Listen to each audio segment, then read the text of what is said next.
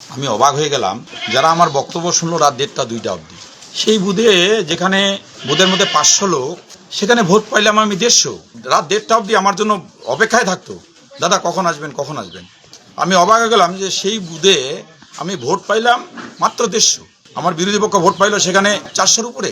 আমি সেখানে অবাক গেলাম এবং প্রত্যেকটা ভোট কেন্দ্রে আমি দেখলাম 300-র উপরে ডিফারেন্স, প্রত্যেকটা বুথে 300-র উপরে ডিফারেন্স। এটা কোনোদিনও সম্ভব নয়, কোনো দিনও সম্ভব নয়। আর মোহামেডান এলাকা যেখানে কোনো রকম ভোট পাওয়ার সম্ভাবনা কোনো দিন, আজকে 2011 সাল থেকে মমতা বন্দ্যোপাধ্যায় আসার পর থেকে বিজেপি উত্থান যেখান থেকে শুরু হয়েছিল 19 থেকে, কোনো মোহামেডান এলাকায় ভোট পায় নাই। এটা অস্বীকার করার কিছু নেই, পায় নাই। কিন্তু আজকে মোহামেডান এলাকাগুলোর মধ্যে কি করে ভোট পাইলো 300-350 লিড? যারা আজকে আতঙ্কের মধ্যে আছে সেখানেও কি করে লিড? কারণ ইভিএম একটা জিনিস, মোবাইলের চার্জ কমে যায়, আমরা বারবার সেটার জন্য আমাকে হেনস্থা করা হয়েছে। এখানে ইভিএম এর চার্জ কি করে 95%, 94%, 93% থাকে।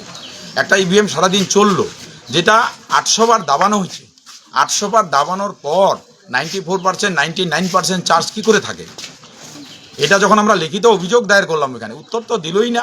বেশি বলতে গেলাম আমার মেয়েকে আমাকে শেষরা এখান থেকে বাইর করছে, আর্মিরা 4 জন মিলে শেষরায় বাইর করছে। তারপরে ওরা এসে আমাকে পরে আবার রিটার্ন নিয়ে আসে, বলে যান বসেন। তারপর দেখলাম বসে কি করবো, যেভাবে ব্যবধান, ওরা কোনো কথাই শুনতেছে না। ইভিএম 1000 বার টিপার পর, 500 বার টিপার পর, 700 বার টিপার পর সেটা চার্জ কি করে থাকে? কোন সাইন্টিফিক কারণে থাকে চার্জ?